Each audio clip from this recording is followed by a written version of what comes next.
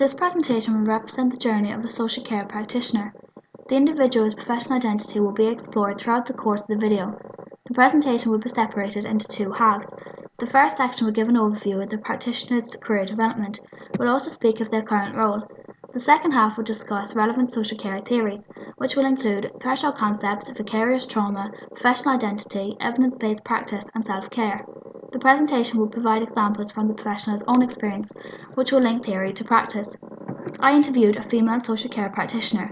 She has an undergraduate degree in social psychology and sociology, a foundation course in counselling, and a master's degree in youth and community work. For the purpose of this presentation, I will give the professional a pseudonym, Kathy. Kathy began her career working with the homeless group in an agency called Assignment Community.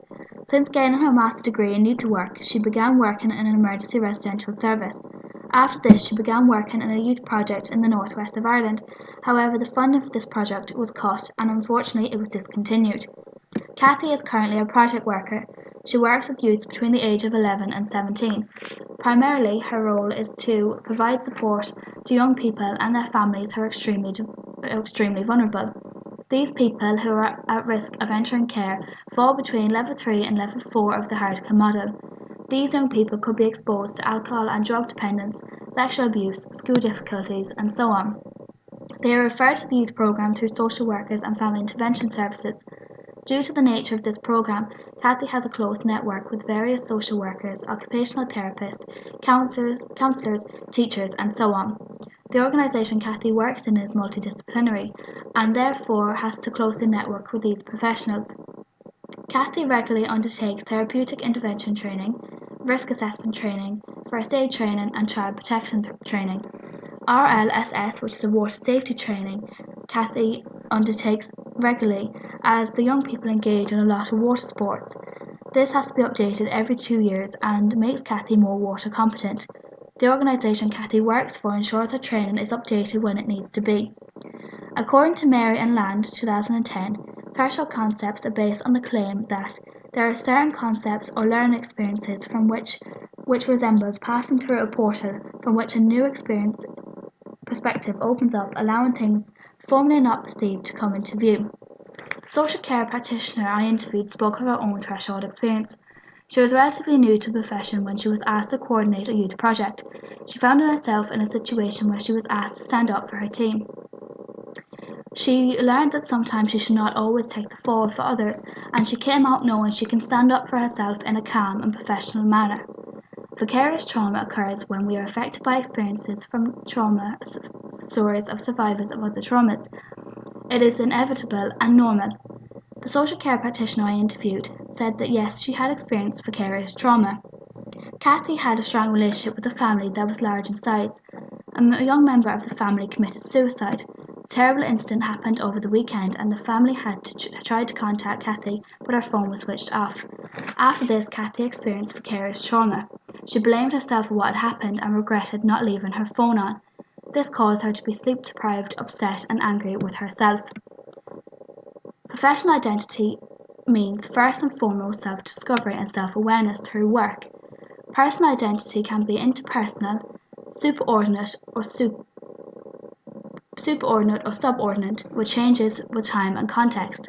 Throughout the interview, Kathy says that she considers herself as a professional, yet feels there is always opportunity to learn and grow through experience.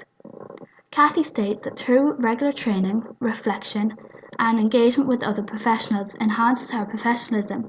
Through experience and practice, Kathy feels also this aids her professional identity. Evidence-based practice then means integrating individual clinical expertise with the best available external clinical evidence from systematic research. Evidence-based research is an integration of clinical expertise, patient values, and best research evidence into the decision-making process for client care.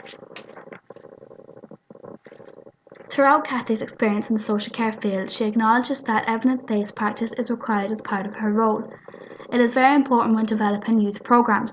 She believes that this is always developing her evidence-based practice skills and this helps her with her career development. A lot of problems in rural areas are to do with relationships, in particular the increased likelihood of worker-client contact, outside of professional settings. This is known as rural practice theory. This creates boundary issues and can lead to boundaries being understood differently. The practitioner I interviewed lives locally to her workplace and regularly meets her service users outside of work. She finds this very difficult to manage, however feels that it's important to engage in everyday chat if a service user speaks to her outside of work. She, however, presents herself professionally and avoids any sensitive talk. She feels that her service users know that she is a professional and she regularly goes through expectations in the group. The dual relationships theory, however, recognizes that boundaries are permeable, roles are multiple, and interrelationships can lead to a fusion of personal and professional lives. This challenges the social care practitioner, and she accepts. This challenges the social care practitioner's accepted notions of practice and professionalism. Kathy works in a youth project, however trains at her local GAA pitch, and has family of her own to manage. This circumstance can be challenging, however manageable.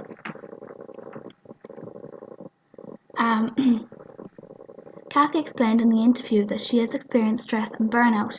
Because of this experience, Kathy discussed the importance of self-care. Kathy is sporty and enjoys Gaelic football, which she engages in regularly and thinks this helps with self-caring. Kathy stressed the importance of good regular supervision, as supervision allows her to unload and this aids her self-care.